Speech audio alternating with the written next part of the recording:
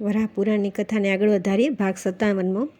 સર્વના આદિમાં હું એક જ હતો. મારા એ સ્વરૂપમાંથી હું બ્રહ્મા, વિષ્ણુ અને હર સ્વરૂપે 3 મૂર્તિઓમાં વિભક્ત થયો. અર્થાત મારા 3 સ્વરૂપ થયા. ક્રોધના કારણે અસુરોનો નાશ કરવા માટે મેં ઈશ્વર અર્થાત શંકરનું સર્જન કર્યું. મારી નાભીમાંથી કમળ ઉત્પન્ન થયું અને તે પદ્મના ગર્ભમાં પિતામહ બ્રહ્માનું મેં સર્જન કર્યું. આ પ્રમાણે પૃથ્વીને એક આર્ણવ અર્થાત જળરૂપી કરીને અમે 3 દેવો પરમ પ્રીતિપૂર્વક રહેલા છીએ. મારી વૈષ્ણવી માયાની રચના કરીને વિષ્ણુના મૂળરૂપ કેવળ એક યશોદ્રુમ વટવૃક્ષ સિવાય સકળ વિશ્વ મેં જળથી પરિપૂર્ણ કર્યું. જળ સિવાય તે સમય અન્ય કંઈ દ્રષ્ટિગોચર થતું નહોતું. મારી માયાથી બાળકનું રૂપ ધારણ કરીને હું વટવૃક્ષ ઉપર રહીને સર્વ જગતને જોયા કરતો હતો. ત્રૈલોક્યનું મેં નિર્માણ કર્યું છે અને તે હું ધારણ કરીને રહેલો છું. તે વાત હે પવિત્ર પૃથ્વી તમે જાણો જ છો.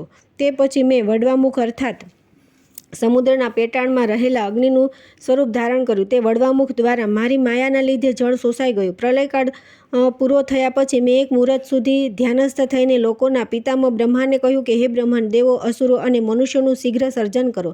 હે દેવી, મેં બ્રહ્માને આ પ્રમાણે કહ્યું ત્યારે તેમણે કમંડળું ધારણ કરીને તેના જળથી ઉપસ્પર્શન કરી અર્થાત પોતાની ઉપર તેમાંનું જળ છાંટીને તેઓ પવિત્ર થયા અને તેમણે 12 આદિત્ય, 8 વસુઓ, 11 રુદ્રો, 2 અશ્વિની કુમારો અને 49 મરુદગણો આદિ દેવોને ઉત્પન્ન કર્યા. સર્વના ઉદ્ધાર માટે પૃથ્વી પર દેવરૂપ બ્રાહ્મણોને ઉત્પન્ન કર્યા. બાહુઓમાંથી ક્ષત્રિયોને, સાથળમાંથી વૈશ્યોને અને પગમાંથી સર્વ વર્ણોની સેવા કરવા માટે શૂદ્રોને ઉત્પન્ન કર્યા. આ પ્રમાણે બ્રહ્માથી દેવો અને અસુરો ઉત્પન્ન થયા. દેવો અને અસુરો તપસ્વી, પરાક્રમી અને બળવાન હતા. બ્રહ્માના માનસ પુત્ર મરીચી અને મરીચીના પુત્ર કશ્યપ હતા. બ્રહ્માના જમણા અંગૂઠાથી ઉત્પન્ન થયેલા દક્ષ પ્રજાપતિની દિતિ અને અદિતિ નામની 2 કન્યાઓ હતી. તેઓ કશ્યપની પત્નીઓ હતી. આદિત્યો, વસુઓ, રુદ્રો અને અશ્વિની કુમાર આદિ 33 દેવતાઓ અને મરુદગણો અદિતિથી ઉત્પન્ન થયા. દેવોના શત્રુઓ અસુરો દિતિથી ઉત્પન્ન થયા. પ્રજાપતિ સૂર્ય સમાન તેજસ્વી, સકલ શાસ્ત્રોના જ્ઞાતા, તપરૂપ, ધનવાળા, બ્રહ્મનિષ્ઠ ઋષિઓને ઉત્પન્ન કર્યા. તેમના પુત્રો અને પૌત્રો બ્રહ્માના પુત્ર મનુથી ઉત્પન્ન થયા. હવે ઈક્ષ્વાકુ કુળમાં ઉત્પન્ન થયેલા નિમિના પુત્ર આત્રેય નામથી વિખ્યાત હતા. તેઓ જન્મથી જ પરમ ઉદાર, સચરિત્રશાળી અને તપના નિધિરૂપ હતા. તેઓ એક પગે ઊભા રહી, બંને હાથ ઊંચા રાખી, મસ્તક ઉપર સૂર્યનો તાપ ઝીલતા, ચારે દિશાઓમાં અગ્નિ પ્રજ્વલિત રાખી, પંચાગ્નિથી તપ્ત થતા વાયુ ભક્ષણ કરી અર્થાત નિર્જળ અને નિરાહાર રહી, નિશ્ચળ થઈ એક ચિત્તથી ઉગ્ર તપશ્ચર્યા કરતા હતા. ક્યારેક સૂકા પાંદડાનો આહાર કરતા હતા અને કષ્ટદાયક શિશિર ઋતુમાં જળમાં શયન કરતા હતા. ક્યારેક વળી ફળ ભક્ષણ કરીને રહેતા અને ચાંદ્રાયન વ્રત ધારણ કરતા હતા. હે વસુંધરા, આ પ્રમાણે હજારો વર્ષ સુધી તપ કર્યા પછી તેઓ મૃત્યુકાળ પ્રાપ્ત થતા પંચત્વ પામ્યા. પોતાના પુત્રનું મૃત્યુ થવાથી નિમિને ભારે શોક થયો. શોકાવિષ્ટ થયેલો નિમિ દિન રાત પુત્રનો જ વિચાર કર્યા કરતો હતો. તેણે 3 દિવસ સુધી શોકમગ્ન અવસ્થામાં રહ્યા પછી પોતાના પુત્ર આત્રેયનું શ્રાદ્ધ કરવાનો વિચાર કર્યો. માઘ માસમાં શુક્લ દ્વાદશીના દિવસે શુદ્ધ થઈને તેણે સર્વ માનસિક વિષયોનો ત્યાગ કર્યો અને શ્રાદ્ધ કર્મમાં તેણે 7 બ્રાહ્મણ ઋષિઓને આમંત્રણ આપ્યું. કંદ, મૂળ, ફળ અને સર્વરસોથી યુક્ત ભક્ષ્ય ભોજ્ય પદાર્થો એકત્રિત કર્યા. જે ક્રિયાઓ તે સમયે કરવાની હતી તે સર્વ તેમણે બ્રાહ્મણોને જણાવી. તેણે તે જ સમયે સંધ્યા તર્પણ, હોમ, બલિ, વૈશ્વદેવ, અતિથિ પૂજન અને વેદોનો સ્વાધ્યાય આદિ સપ્ત કર્મ કરી લીધા. તે પછી દક્ષિણ દિશા તરફ મુખ રાખી અપસવ્ય થઈને ઋષિ શ્રેષ્ઠ નિમિએ પુત્રની શ્રાદ્ધ ક્રિયા કરી. શ્રાદ્ધમાં તેણે પિતૃઓને માંસના શાક, કંદ, મૂળ, ફળ આદિ અર્પણ કર્યા. પવિત્ર થયેલા નિમિએ 7 બ્રાહ્મણોનું પૂજન કર્યું. 7 દર્ભના અગ્રભાગને દક્ષિણ દિશા તરફ રાખીને તેણે નામ ગોત્રોચ્ચારપૂર્વક પુત્રને શ્રદ્ધાથી પિંડદાન કર્યું. પોતાના ધર્મનો વિચાર કરનારા તે મુનિ શ્રેષ્ઠ નિમિએ શ્રાદ્ધ ક્રિયા કર્યા પછી સૂર્યાસ્ત થતાં દિવ્ય અને ઉત્તમ સંધ્યાવંદન આદિ નિત્ય કર્મ કર્યું. એકાંતમાં એકલા બેઠેલા મન અને ઇન્દ્રિયો સહિત શરીરને સ્થિર કરનારા તથા આશા અને પરિગ્રહનો ત્યાગ કરનારા ઉપાસકે પવિત્ર પ્રદેશમાં અતિ ઊંચું નહીં તથા અતિ નીચું નહીં એવું દર્ભ, મૃગ ચર્મ અને વસ્ત્રવાળું પોતાનું સ્થિર આસન સ્થાપવું. તે આસન પર બેસીને મન અને ઇન્દ્રિયોને ક્રિયાઓને વશ કર્યું અર્થાત જીતેન્દ્રિય થવું અને પછીથી ધ્યેય વસ્તુમાં મનને એકાગ્ર કરીને ચિત્ત શુદ્ધિ માટે યોગાનુષ્ઠાન કરવું. શરીર, મસ્તક તથા ડોકને અચળ રીતે સીધા રાખવા. મૂલાધારથી આરંભીને મસ્તક સુધીના ભાગને સીધા અને કંપે નહીં તેમ રાખીને ટટ્ટાર બેસવું. પોતાના નાકના ટેરવા ઉપર દ્રષ્ટિ ફેરવવી, કારણ કે આંખોને મીચવામાં તથા ઉઘાડવામાં વિક્ષેપનો ભય રહેલો છે. માટે સ્ત્રી આદિ વિક્ષેપક વિષયોના દર્શનના ભયથી દિશાઓને પણ જોવી નહીં, પરંતુ નેત્રો અર્ધા ઉઘાડા રાખીને બેસવું. એ પ્રમાણે યોગયુક્ત થયેલા યોગીએ બ્રહ્મચારીના વ્રતમાં સ્થિર રહેવું તથા મારામાં ચિત્તવાળા થવું અર્થાત અંતઃકરણમાં મારા સ્વરૂપના દર્શન કરવા. એવા યોગીએ મને જ પરમ પ્રાપ્ય માનીને મારામાં જ મનનો સંયમ કરીને શાંતાત્મા થઈને નિર્ભય રહેવું. અન્ય કોઈ વિષયમાં મનને ન રોકતા મારા ઉપાસકે પોતાના અંતઃકરણને સદા મારા સ્વરૂપમાં જોડવું અર્થાત મારું ચિંતન કરવું. આ પ્રમાણે સંધ્યાવંદન આદિ કર્મથી નિવૃત્ત થયા પછી રાત્રિનો આરંભ થયો. શોકથી ઉદ્વિગ્ન થયેલા ચિત્તવાળા નિમિ પિંડદાન આદિ ક્રિયા કર્યા પછી ફરીથી ચિંતાયુક્ત થઈને પશ્ચાતાપ કરવા લાગ્યા. અરે પુત્રાર્થે મેં યોજેલી પિંડ નિર્વાપનની આ અપવિત્ર ક્રિયા મુનિઓએ પૂર્વે ક્યારેય કરી નથી. પુત્ર સ્નેહના લીધે મેં અલ્પબુદ્ધિએ આ શ્રાદ્ધ કર્મ કે જે સ્વયં ઋષિમુનિઓએ કર્યું નથી તે મેં શા માટે કર્યું? ન કરવા યોગ્ય આ કર્મ મેં કર્યું. તેથી મુનિઓ શાપ આપીને શું મને બાળી નહીં નાખે? દેવો, અસુરો, ગંધર્વો, પિશાચો, ઉર્ગો અને પિતૃસ્થાને રહેલા મારા પિતૃઓ વગેરે બધા મારા માટે શું કહેશે? મારું હલકું જ બોલશે ને? આ પ્રમાણે તે વિચાર કરતા હતા. એવામાં હે વસુંધરા, રાત વ્યતીત થઈ ગઈ. ઉષા પ્રાપ્ત થતાં સૂર્યોદય થયો. ત્યારે સંધ્યાવંદન અને અગ્નિમાં હોમ કર્યા પછી તે દ્વિજશ્રેષ્ઠ નિમિ નિત્યકર્મથી નિવૃત્ત થયા. પુત્રના મરણથી અતિ દુઃખી થયેલા નિમિ ફરીથી ચિંતાતુર થયા ને શોકથી પીડાયેલા અંતઃકરણના તે દ્વિજશ્રેષ્ઠ પોતાના મનને કહેવા લાગ્યા, મારા વયને ધિકાર છે, મારા કર્મને ધિકાર છે, મારા બળને ધિકાર છે ને મારા જીવનને ધિકાર છે કે સર્વ સુખોથી યુક્ત મારો પુત્ર જીવિત થયેલો મને દેખાતો નથી. પુતિક નામનું નરક ભારે દુઃખ આપનારું હોય છે, આમ જ્ઞાનીજનો જણાવે છે. તેથી મારું અંતઃકરણ દુઃખ અનુભવે છે. પુત્ર તે નરકથી રક્ષણ આપે છે. તેથી આ લોક અને પરલોકમાં પુત્રની કામના સેવવામાં આવે છે. દેવોનું પૂજન કરવાથી, અનેક પ્રકારના દાન આપવાથી, વિધિપૂર્વક અગ્નિનું પૂજન કરીને તેમાં હોમ દ્રવ્યોની આહુતિ આપવાથી મનુષ્યને સ્વર્ગની પ્રાપ્તિ થાય છે. એ સ્વર્ગની પ્રાપ્તિ પુત્ર દ્વારા થાય છે. પૌત્રોથી પિતામહ અને પુત્રના પૌત્રોથી પ્રપિતામહ આનંદ પામે છે. હું પુત્રહીન છું, તેથી એવા સદભાગ્યશાળી પુત્ર વિના હું જીવવા ઈચ્છતો નથી. હું જીવતો રહી શકું તેમ નથી. એ જ સમયે દ્વિજશ્રેષ્ઠ નારદ તપસ્વી ઋષિઓના આશ્રમથી વિભૂષિત સર્વ કામનાઓને પૂર્ણ કરવા માટેની અભિષ્ટ વસ્તુઓથી યુક્ત પુષ્પ, ફળ અને જળની વિપુલતાવાળા તે રમણીય ઉપવનમાં આવી પહોંચ્યા. પોતાના તેથી કાંતિમાન બનાવતા તે ઉદ્યાનમાં આશ્રમમાં નારદે પ્રવેશ કર્યો. ત્યારે તેમને આવેલા જોઈને ધર્મજ્ઞ નિમિએ તેમનું સ્વાગત કરીને પૂજન કર્યું અને તેમને પાદ્ય તથા અર્ધ્ય આપી આસન પર બેસાડ્યા. હે દેવી, આસન પર બેઠા પછી નારદ નિમિને કહેવા લાગ્યા. નારદ બોલ્યા, મહાબુદ્ધિમાન હે નિમિ, હવે શોકનો સર્વથા ત્યાગ કરો ને હું કહું છું તે સાંભળો. શોક ન કરવા યોગ્ય વસ્તુનો તમે શોક કરો છો. તમે જ્ઞાની છો છતાં કંઈ સમજતા હો તેમ જણાતું નથી. જ્ઞાનીજન મરણ પામેલા કે જીવતા કોઈનો શોક કરતા નથી. જે મનુષ્ય મરી ગયેલા કે નષ્ટ થઈ ગયેલા મનુષ્ય માટે શોક કરે છે તેના શત્રુઓ હર્ષ પામે છે. જ્યારે મરણ પામેલો મનુષ્ય તો ક્યારેય આવીને પાછો મળી શકતો નથી. સ્થાવર જંગમાત્મક ત્રૈલોક્યમાં હું કોઈનું અમરત્વ જોતો નથી. અર્થાત સર્વ પ્રાણીઓને મરણને આધીન થવું જ પડે છે. દેવો, અસુરો, ગંધર્વો, મનુષ્યો, પશુઓ અને પક્ષીઓ વગેરે બધા જ કાળને વશ થાય છે, અર્થાત મરણ પામે જ છે. એ બધા કેવળ કાળની રાહ જોતા હોય છે. સર્વ પ્રાણીઓ ઉત્પન્ન થતાં જ મૃત્યુરૂપ કાળ તેમની સમક્ષ આવીને ઉપસ્થિત થઈ જાય છે. મૃત્યુએ કરેલા નિર્ણય પ્રમાણે પ્રાણીને તેની સાથે અવશ્ય જવું જ પડે છે. કલ્યાણનો નિધિ તમારો મહાત્મા પુત્ર પૂરા 1000 વર્ષ સુધી ઉગ્ર તપશ્ચર્યા કરીને મરણ પામ્યો છે. તેથી તેને દિવ્ય ગતિ પ્રાપ્ત થઈ છે. આ સર્વ જાણ્યા પછી હવે તમારે શોક કરવો નહીં. આ પ્રમાણે નારદે કહ્યું. તે સર્વ સાંભળ્યા પછી ઉદ્વિગ્ન મનવાળા દ્વિજશ્રેષ્ઠ નિમિએ દેવર્ષિ નારદના ચરણમાં મસ્તક નમાવીને પ્રણામ કર્યા. તે પછી બીતા અને વારંવાર નિશાસા નાખીને દીન ભાવે ગદગદ વાણીથી લજ્જા પામતા કહ્યું, આહા ધર્મજ્ઞો અને મુનિવરોમાં શ્રેષ્ઠ, હે ભગવાન, હે વિપ્રવર, મધુર અક્ષરોવાળી આપની મૃદુવાણી સાંભળીને હવે મને સાંત્વના પ્રાપ્ત થયું છે. મારું અંતઃકરણ શાંતિ અનુભવે છે. આપના પ્રત્યેના આદરથી, મિત્રભાવે, સ્નેહ અને વિશ્વાસથી હું હવે જે આપને કહું છું તે સાંભળો. મને એક વાતનો નિરંતર શોક થયા કરે છે. મારા હૃદયમાં એક વાત વસી ગઈ છે કે મારા પુત્રના સ્નેહને વશ થઈને ન કરવા યોગ્ય મેં તેનું શ્રાદ્ધ કર્મ કર્યું અને અન્ન તથા ફળથી 7 બ્રાહ્મણોને તે નિમિત્તે મેં તૃપ્ત કર્યા. તે પછી ભૂમિ પર દર્ભ પાથરીને તે પર મૂકેલા પિંડનું મેં વિસર્જન કર્યું. આ સર્વ તર્પણ, ઉદકદાન આદિ ક્રિયા મેં અપસવ્ય થઈને કરી. પુત્ર પ્રત્યેના સ્નેહના લીધે તેમજ તેનો વિયોગ થવાથી શોકના લીધે મેં ન કરવા યોગ્ય આ કર્મ કર્યું. હે દ્વિજ, અનાર્થ પુરુષોએ સેવેલું સ્વર્ગની પ્રાપ્તિ ન કરાવનારું તથા કેવળ અપકીર્તિ કરનારું કર્મ જ મેં કર્યું છે. એ સમયે મારી મતિ મારી ગઈ હતી. મારી સ્મૃતિ અને ઓજ અણાઈ ગયા હતા ને હું અજ્ઞાનથી ભાન ભૂલેલો હતો. દેવો અથવા ઋષિઓએ પણ મારી પહેલાં આવું કોઈ કર્મ કર્યું હોય તેવું મેં સાંભળ્યું નથી. આ કર્મ મેં કર્યું છે, તેથી મુનિઓ મને દારૂણ શાપ આપશે એવો તીવ્ર ભય મને લાગ્યા કરે છે. નારદ બોલ્યા કે હે દ્વિજશ્રેષ્ઠ નિમિયામાં બીવા જેવું કંઈ નથી. તમે તમારા પિતાના શરણે જાઓ. તમારા પિતા દત્તાત્રેય તમને આ વિષયમાં યથોચિત ઉપદેશ કરશે. તમે જે આ શ્રાદ્ધ કર્મ કર્યું છે તેમાં હું અધર્મ થયેલો જોતો નથી. તેમાં મને ધર્મ જ દેખાય છે, એમાં સંશય નથી. નારદે આ પ્રમાણે કહ્યું. તેથી નિમિએ પોતાના પિતાનું ચિંતન કર્યું અને તેઓ મન, વાણી અને કર્મથી તેમના શરણે ગયા. તેમના પિતા તરત તેમની પાસે આવી પહોંચ્યા. પોતાના પુત્રને તેમણે પુત્રના શોકથી સંતપ્ત અંતઃકરણો જોઈને સનાતન સત્ય ઇષ્ટ વાણીથી પોતાના પુત્ર નિમિને આશ્વાસન આપતા કહ્યું, તપરૂપ ધનવાળા હે પુત્ર, તમે પિતૃપૂજન તથા શ્રાદ્ધ આદિ જે કર્મ કર્યું છે તે ધર્મયુક્ત છે અને સ્વયં બ્રહ્માએ તે કરવાનો નિર્દેશ કરેલો છે. પિતૃઓનું પૂજન તથા શ્રાદ્ધ કર્મ એ શ્રેષ્ઠ ધર્મ છે. પૂર્વે બ્રહ્માએ એ ધર્મનું અનુષ્ઠાન કર્યું છે. શ્રાદ્ધ કર્મ તથા પ્રેત કર્મનો વિધિ નારદે પૂર્વે બ્રહ્મા પાસેથી સાંભળેલ છે. આમ વરાહે પૃથ્વીને જણાવતા કહ્યું કે હે સુંદરી, તે હું કહું છું તમે ધ્યાનથી સાંભળો. એ કર્મ કરનાર મનુષ્ય પર હું પ્રસન્ન થાઉં છું ને તેને તત્વજ્ઞાન આપું છું. જગતમાં ઉત્પન્ન થયેલા સર્વ પ્રાણીઓ પાસે કાળરૂપ મૃત્યુ આવીને ઉપસ્થિત થતું હોય છે. ધર્મરાજની આજ્ઞાથી તેની સાથે અવશ્ય જવું પડે છે. હું કોઈ પ્રાણીનું અમરપણું જોતો નથી. કીડી આદિ સર્વ જંતુઓને અર્થાત સર્વ પ્રાણીઓને મરણને આધીન થવું પડે છે. જે જન્મ્યું છે તેનું મૃત્યુ થવાનું જ છે અને જે મરણ પામ્યું છે તેનો જન્મ પણ અવશ્ય થવાનો છે. થયેલા કે કરેલા પાપોનું પ્રાયશ્ચિત અથવા કોઈ વિશિષ્ટ પ્રકારનું સત્કર્મ કરવાથી મોક્ષ પ્રાપ્ત થાય છે. સત્વ, રજ અને તમ આ 3 ગુણો પ્રકૃતિથી ઉત્પન્ન થયેલા છે. જીવાત્મા એ 3 ગુણોથી બદ્ધ છે. પ્રત્યેક યુગનો ક્ષય થતાં મનુષ્યો અલ્પ આયુષ્યવાળા થતા જશે. સાત્વિક ગુણોથી રહિત થશે. કર્મદોષના લીધે મનુષ્ય તમોગુણી થાય છે.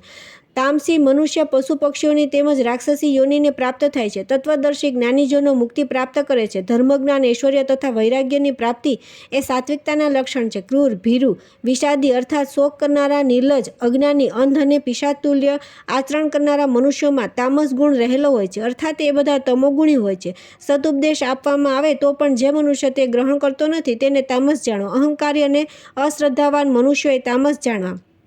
બળવાન, તર્કયુક્ત વાત કરનારા, સ્થિર બુદ્ધિ, દીર્ઘકાયવાળા, શૂર અને સર્વ સાથે હળીમળીને ચાલનારા મનુષ્યો રજુગુણી હોય છે. ક્ષમાશીલ, ઉદારાત્મા, જીતેન્દ્રિય, વિશુદ્ધ અંતઃકરણવાળા, શ્રદ્ધાળુ, તપ અને સ્વાધ્યાયશીલ મનુષ્યો સાત્વિક ગુણવાળા અર્થાત સત્વગુણી હોય છે. હે નિમિ, તમે આ વાત જાણો છો તેથી તમારે શોક કરવો જોઈએ નહીં. મહાભાગ્યશાળી હે નિમિ, તમે શોકનો ત્યાગ કરો. શોક ઓજનો તથા સર્વ તત્વોનો વિનાશ કરનારો છે. શોક ગાત્રને બાળી નાખે છે અર્થાત શરીરને સૂકવી નાખે છે. શોકથી જ્ઞાન નાશ પામે છે. બુદ્ધિ ભ્રમિત થાય છે. વળી લજ્જા, ધૈર્ય, ધર્મ, શ્રી, કીર્તિ, સ્મૃતિ અને નીતિ આ સર્વશ્રેષ્ઠ તત્વો શોક કરનારા મનુષ્યનો ત્યાગ કરીને જતા રહે છે. એટલું જ નહીં પણ શોકાવિષ્ટ મનુષ્ય પોતાના કર્તવ્યથી ભ્રષ્ટ થઈ જાય છે કારણ કે સર્વ પ્રકારના ધર્મ એનો ત્યાગ કરી દે છે. એટલા માટે હે મારા પ્રિય પુત્ર, આ સર્વ વાત ધ્યાનમાં લઈને હવે તમે શોકનો ત્યાગ કરીને શોક રહિત થાવ. હે વસુંધરા, સ્નેહના પ્રભાવના લીધે મનુષ્ય હિંસા કરે છે અને અસત્યનો આશ્રય લઈને જૂઠું બોલે છે. તેથી તે પાપી મનુષ્ય ઘોર નરકમાં પડે છે. સર્વ પ્રાણીઓમાં રહેલા સ્નેહને પોતાના વશમાં કરીને બુદ્ધિને ધર્મમાં પ્રવૃત્ત કરવી. સર્વ લોકોના તથા પિતાના હિત ખાતર ધર્મનું પાલન કરવું. મારું આ યથાર્થ ભાષણ તમે સાંભળો. ચારેય વર્ણ માટે બ્રહ્માએ નિર્દિષ્ટ કરેલ ધર્મનું હવે વર્ણન કરું છું તે સાંભળો. નિમિ વગેરે માટે પણ બ્રહ્માએ આ ધર્મ કહ્યો છે અને તેથી જ શ્રાદ્ધ ક્રિયા પ્રચલિત થયેલી છે. જેનું મરણ હવે સમીપમાં આવી પહોંચ્યું છે એવા મનુષ્યનો પ્રાણ હૃદયમાંથી જ્યારે કંઠમાં આવી પહોંચેલો જણાઈને ભ્રમિષ્ઠ ચિત્તવાળો તે માણસ ભયથી વહવળ થયેલો હોય ત્યારે તરત તેને શૈયા પરથી નીચે ઉતારી ભૂમિ પર સુવડાવો. આસપાસ ઊભેલા મનુષ્યોને તે ઓળખી ન શકે તેમ કશું જોઈ ન શકે તેવા મરણાસન મનુષ્યને ભૂમિ પર દર્ભ પાથરી તેના પર સુવડાવો. ક્ષણભર તે મનુષ્ય ભાનમાં આવેલો જણાતો હોય છતાં તે જોઈ શકતો ન હોય તે સમયે બ્રાહ્મણોએ સ્નેહભાવથી તે જીવાત્માના શ્રેય માટે વૈદિક સૂક્તો ભણવા. હે માધવી, પોતાની શક્તિ પ્રમાણે સુવર્ણ તથા ધન આદિના દાનની તેના કલ્યાણ અર્થે ઘોષણા કરવી. પરલોકમાં તેના હિત ખાતર ગાયનું દાન કરવાનું સર્વદાનોમાં શ્રેષ્ઠ મનાયું છે. તેથી તેના માટે ગાયનું દાન કરવું. ગાયોમાં સર્વ દેવોને નિવાસ થયેલો છે તેથી ગાયો દેવમય છે. ઈશ્વરે સ્વર્ગમાંથી તેમને ભૂતલ પર ઉતારી છે. દૂધરૂપ અમૃત ઝરતી ગાયો પૃથ્વી પર વિચરે છે. મૃત મનુષ્ય એમના દાનથી સર્વ પાપથી શીઘ્ર મુક્ત થાય છે.